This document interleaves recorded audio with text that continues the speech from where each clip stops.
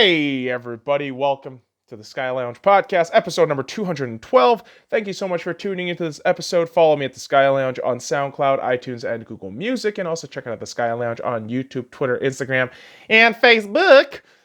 Without any further ado, let's get shit started with episode number 212, the imminent return of Sportsball Majesty. Nature is healing. Yes, as the sun rises, the grass grows, and the football field is ready to go.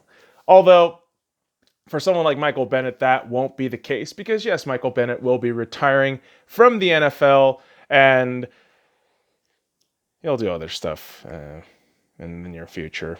You know, social justice warrior stuff, which, yeah, whatever. Best of luck to him. But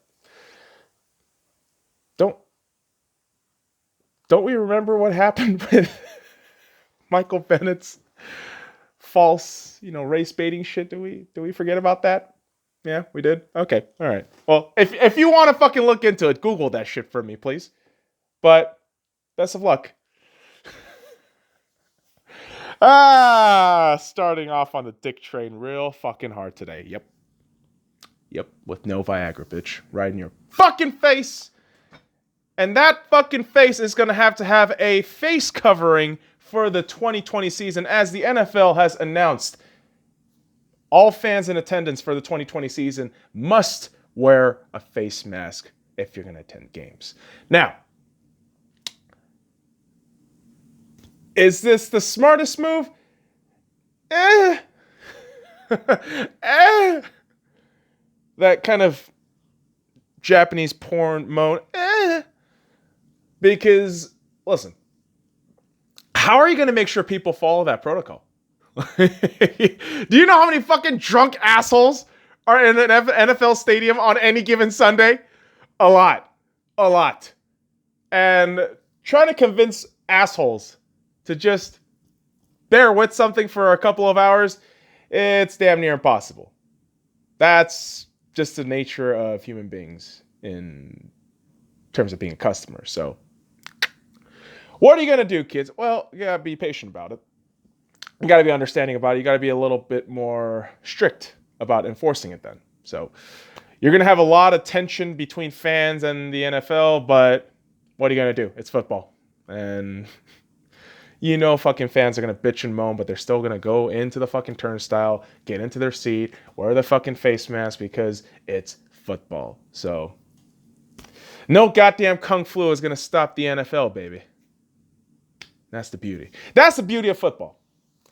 But there's also football that we got to talk about, kids. Football, as Americans want to emphasize from time to time, but soccer, if we want to just lay that word out there. No Ballon d'Or in 2020, kids. The first time ever the award show has been canceled. And yes, it's usually the Messi versus Ronaldo show, CR7, the god. But lately, there's been other contenders. Last year, Virgil van Dijk was one of those names that were thrown out there. And you also have this season, Robert Lewandowski just absolutely hammering it in for Bayern Munich all season long. So lots of curious choices this year, but no award show. So that's a bit of a shame, but it is what it is with the goddamn Kung Flu. And listen, man, at least the Kung Flu isn't limiting us with FIFA bullshit. Because FIFA will never die. And they're never really going to capture any nuance. But what they do is a annual roster update, which they sell as a $60 game, and a new cover athlete every year that we all get uppity about because our fucking player wasn't, on the cover, fanboy bullshit.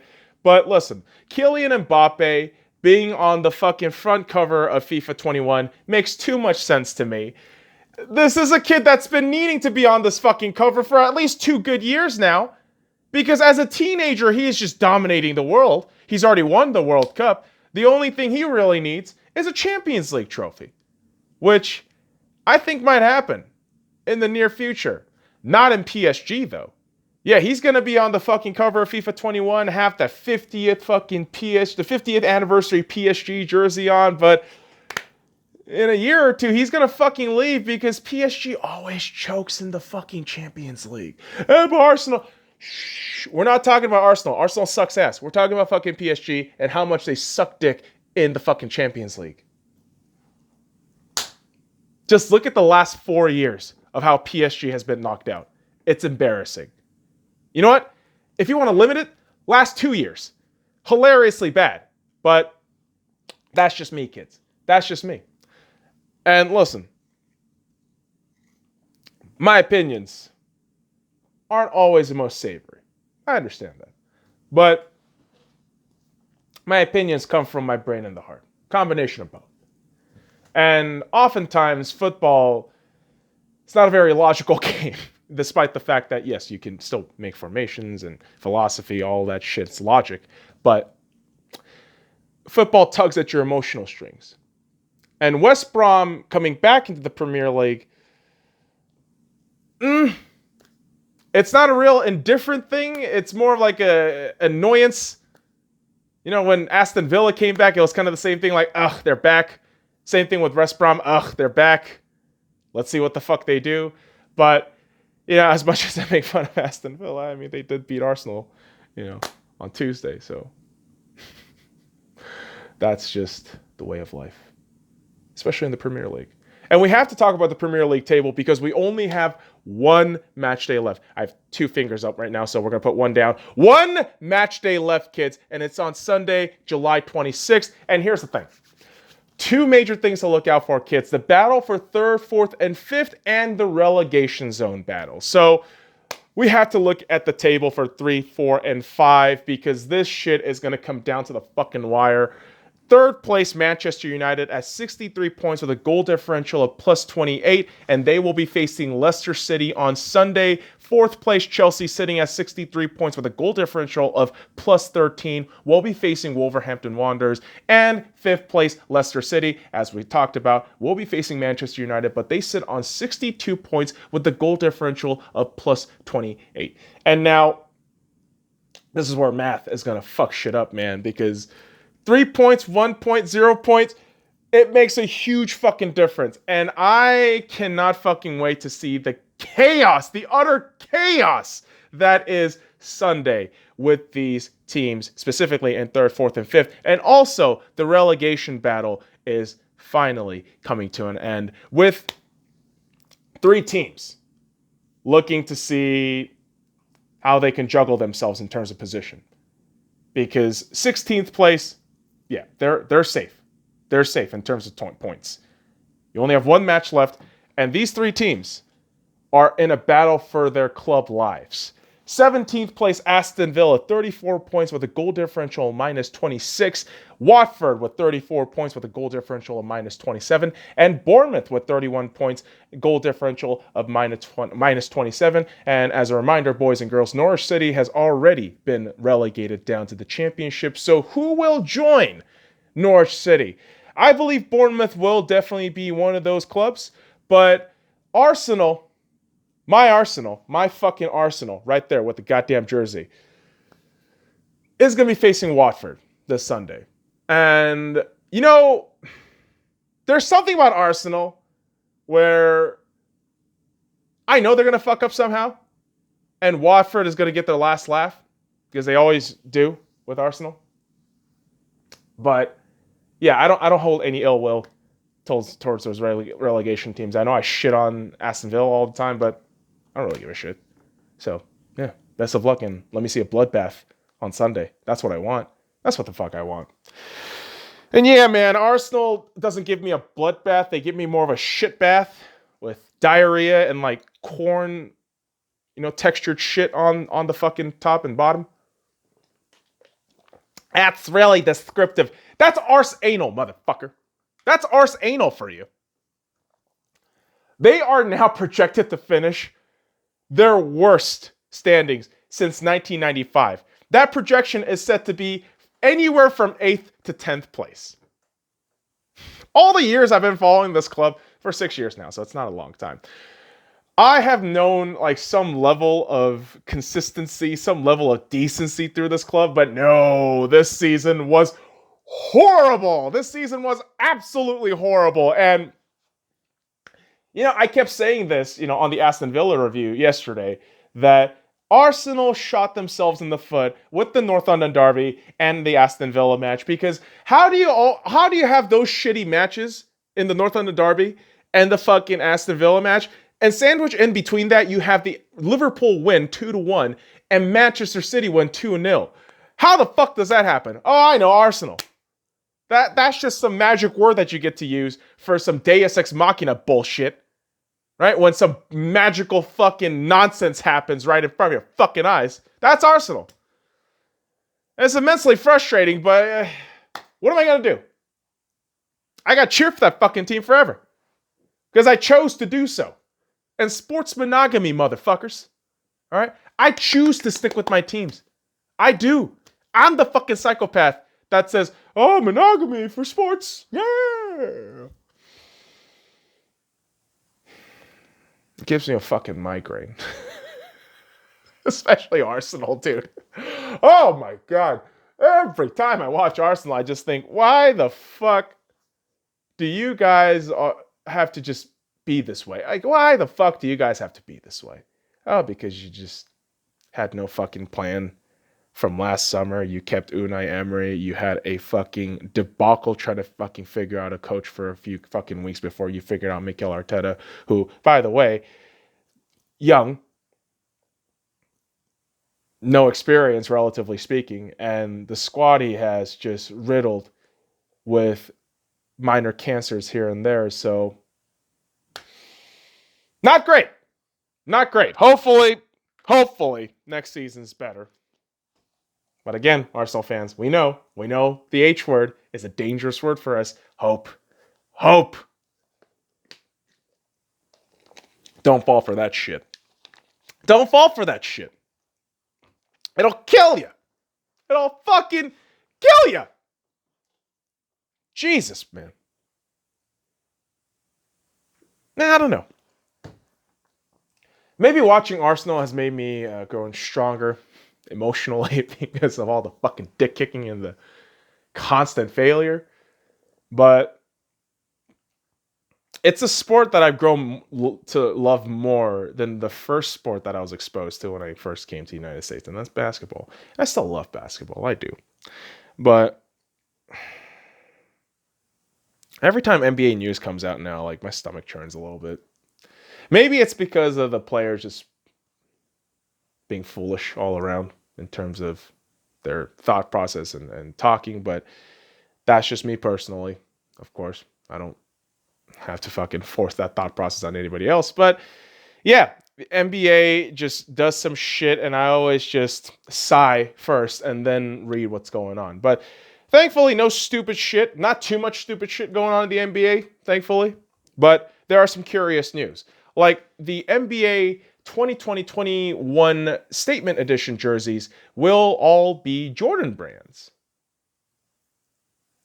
Kind of curious why. Maybe is it because of The Last Dance? Maybe because contract was over for the Statement jerseys? What's the deal there?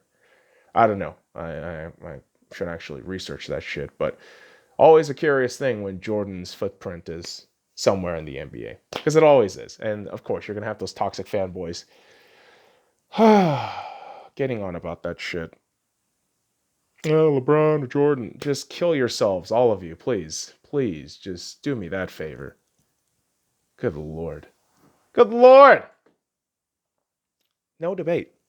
No debate. But there is a debate right now within the workforce of the G League of whether or not to unionize the league and players. And, right now, it looks like a good chunk of players do. 80% of the players in the G League are in favor of unionizing the G League. And it's under the Basketball Players Union.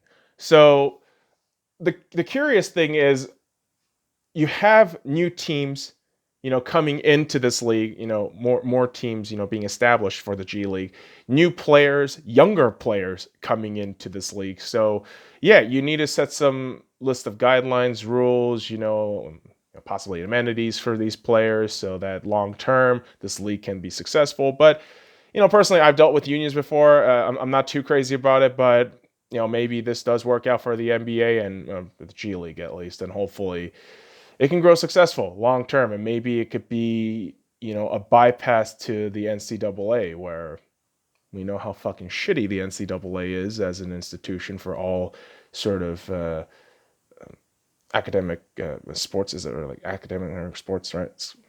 Scholastic sports, collegiate sports. Jesus, can't find the right words, but yeah, of course. I mean, every goddamn move has its pros and cons, drawbacks and benefits. So we're definitely going to see the trickle effect of unionizing the G League. So curious to see what happens. Very curious to see what happens. But what's not curious is the work ethic of the boy Alex Caruso, aka Caruso. The man straight up skips his sister's wedding to stay in the bubble because championship mentality. Now, I know there's so many layers of things we can talk about. He doesn't want to fucking spread the goddamn virus. Kung flew over to his sister's wedding party.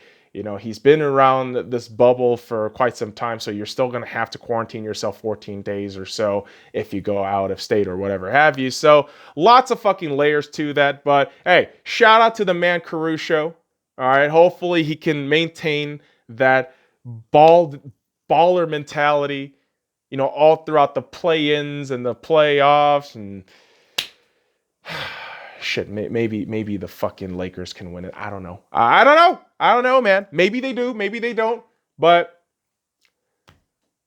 scrimmage starts tomorrow for the Lakers. I mean, scrimmage has already started today for a good chunk of teams, so the NBA bubble is a churning, so it should be a good time, boys and girls. And what is definitely a good time is the NHL kids. And we got to talk about the final award categories for the NHL Award finalists for 2020. And the Norris Trophy for top defenseman have whittled down the finalists to John Carlson of the Washington Capitals, Victor Hedman of the Tampa Bay Lightning, and Roman Josi of the Nashville Predators. Three very solid contenders. I know John Carlson's just been an absolute beast with the Washington Capitals. Victor Hedman, you don't really need to say much. Elite fucking defenseman and just all-around beast as well. And Roman Josi, making sure Nashville doesn't fucking sink to the bottom of the goddamn ocean. And, Nashville and Tennessee's technically landlocked. So, yeah, Roman Josi, another beast. I mean, these defensemen, man, they do the work. They also got offensive output out the wazoo and just tough sons of bitches. So best of luck to those gentlemen, even though, as a Vegas fan, you should hate the Washington Capitals. The only guy I don't really like, it's Kuznetsov. That guy can fuck right off, but good shit by John Carlson. Good shit, man. And the Selke Trophy for top defensive forwards are as such for the finalists. Patrice Bergeron of the Boston Bruins. Sean Couture. Oh my God, I'm going to fuck that name up so bad, but I apologize. So Sean Couturier of the Philadelphia Flyers, and Ryan O'Reilly of the St. Louis Blues. Patrice Bergeron is just a god. He's basically the father of the Toronto Maple Leafs. I don't know, fucking gentleman extraordinaire. Seems just like an all-around monster on the ice, and so not surprised that Patrice Bergeron once again is a Selke Award finalist. You also got Sean Couturier, and again, I apologize for butchering the shit out of that name, just leading the way with the Philadelphia Flyers. And I've been telling you, if I could probably go down to the casino within the next few days, I am definitely thinking about putting some future money bet for the Philadelphia Flyers on winning the Stanley Cup. Not only did they just extend Oscar Lindblom on a 3-year contract, but you got so many great pieces around this season, and they just been doing so well. And Couturier is definitely one of those fucking pieces that's been making this Flyers team churn and keep going. So, damn. The Flyers are looking hot, and I hope they do well. And hey, shout out to fucking Oscar Lindblom, man. Boy, deserves money, gets the fucking money, beats the shit out of cancer. Best of luck to you, lad. My God, just absolutely incredible stuff. And Ryan O'Reilly. Dude, Ryan O'Reilly is such a great story. not only for the St. Louis Blues, but just people who got kind of tickle their chuckle bones at watching the Buffalo Sabres completely go down the shitter, right? They paid, what's that dude's name? Skinner, a shit ton of fucking money on the offseason. And that Ryan O'Reilly trade is looking horrible as days keep progressing. I mean, Ryan O'Reilly, won the Hart Trophy last season, if I'm not mistaken, right? He did win the Conn Smythe Award during the Stanley Cup final. And you begin to wonder, like, did Buffalo fuck up, or was Buffalo just destined to fuck up as always? We don't know. But historically, in terms of the city, Buffalo is known to just fuck up and be a heartbreaker every single time. So that might be a diss, but dude, look at history. Look at the Bills. Look at both the Sabres and the Bills. It's super sad. It's super sad, but it is what it is. It is what it is. But what's definitely not just a status quo thing is the finalists for the Hart Trophy this year, MVPs of the league.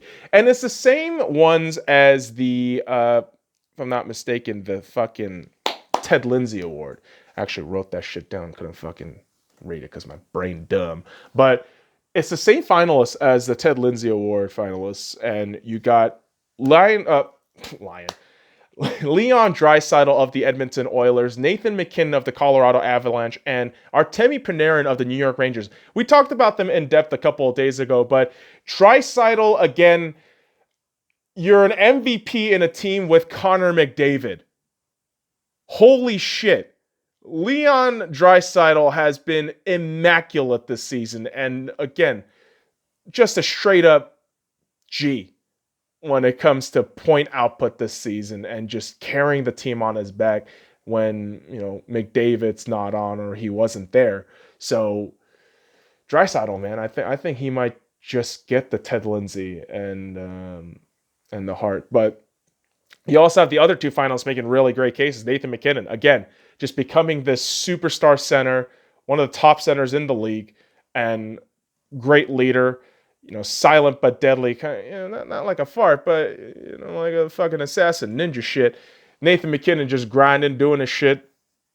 Comes from the same goddamn city as Sidney Crosby. What is it with that city and producing fine young gentlemen who are fucking great leaders? I don't know what it is, but Nathan MacKinnon, beast man, and Artemi Panarin, got that big money in New York, and he is coming for them Bills, man. He is rocking it. He's been killing it. And the New York Rangers, I wouldn't be surprised if that team goes deep too. Rangers are looking great. They got awesome pieces all around too. And who the hell knows? Panarin might not get the fucking trophy. I don't think so.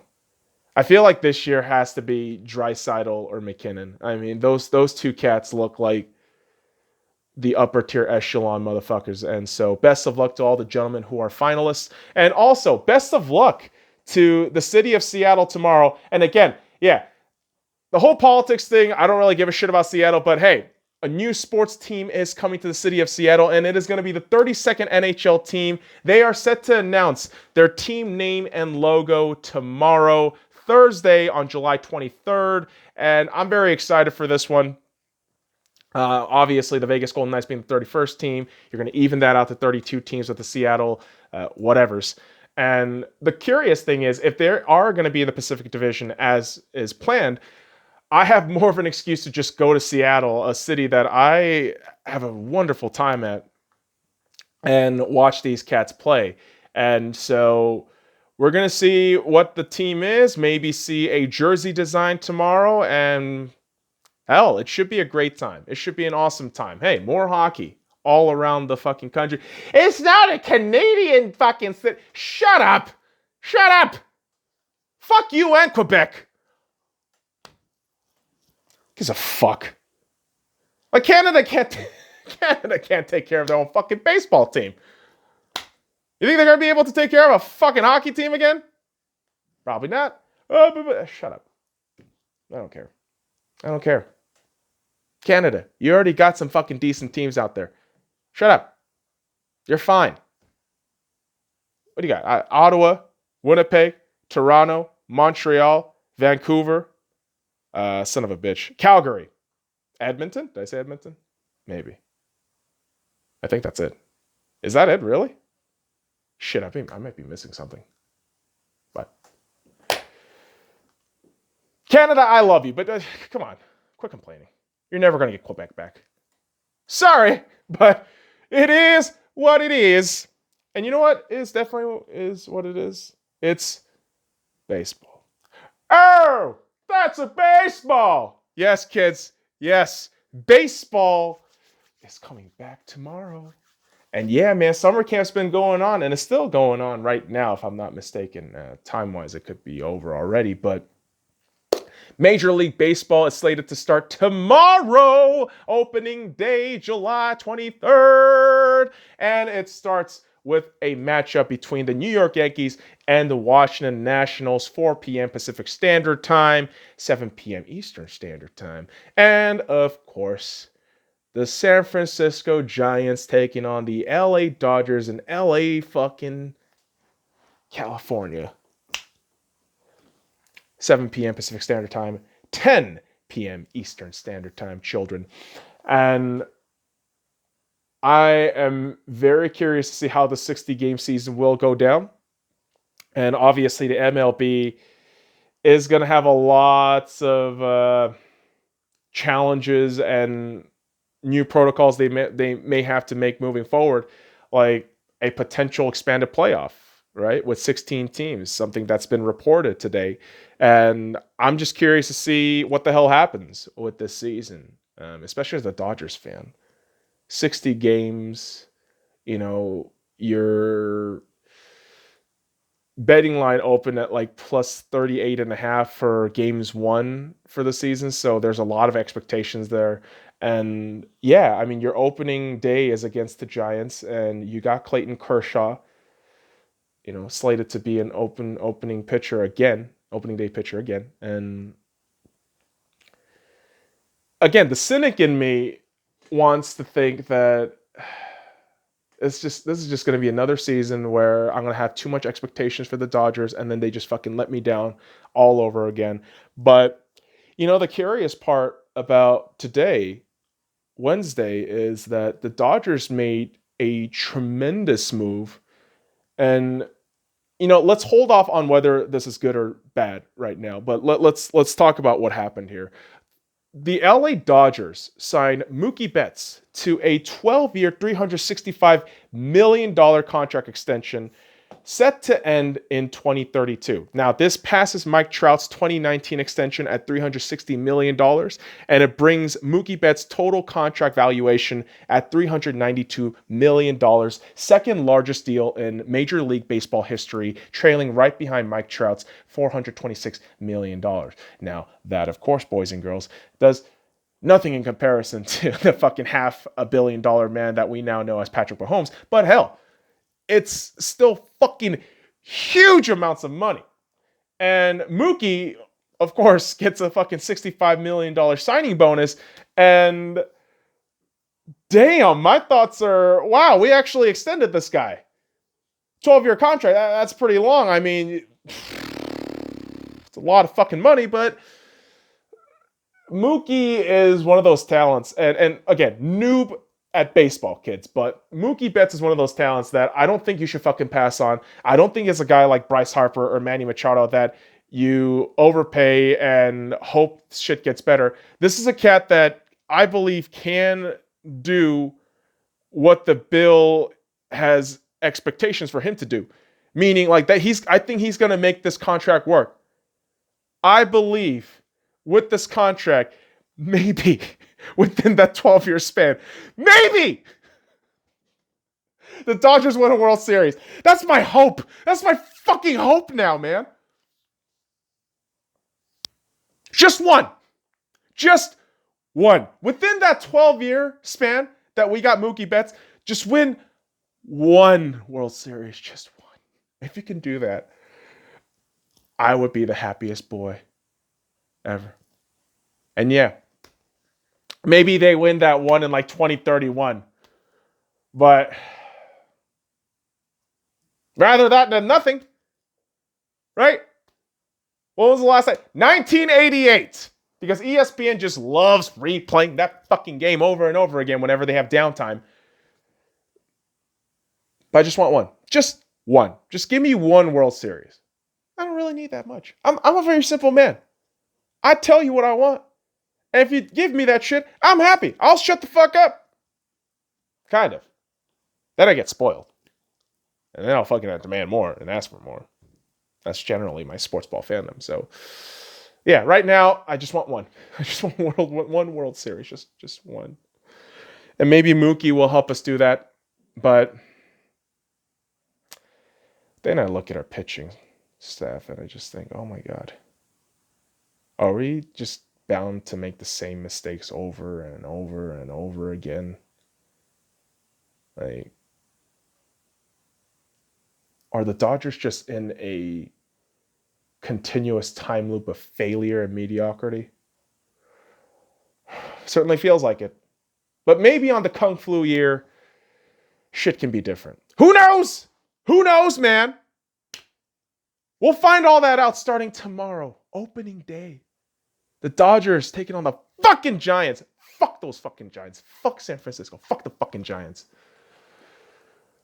I just want one goddamn World Series in my lifetime. I just want one.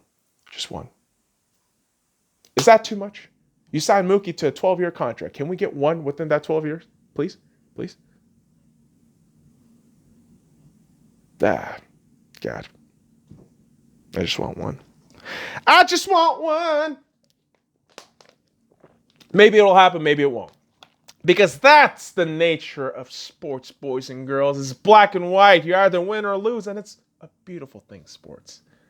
It's the best form of escapism. Because ultimately, sports. It's beautiful. Delicious. And next episode on the Sky Lounge, what shall we do, children? What do you want me to do? Don't answer that. That's a hypothetical question. I'm going to answer that shit in my head. And I'll get back to you tomorrow. All right? All right, motherfuckers. I appreciate you dropping by this episode. Follow me at The Sky Lounge on SoundCloud, iTunes, and Google Music. And also check out The Sky Lounge on YouTube, Twitter, Instagram, and Facebook. Until next time, kids. Fuck off.